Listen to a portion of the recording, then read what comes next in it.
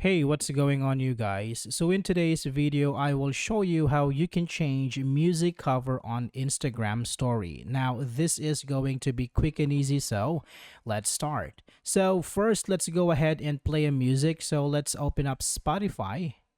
Okay, so I have a song here already playing. Now, what you can do is go to the three dots in here and click on share.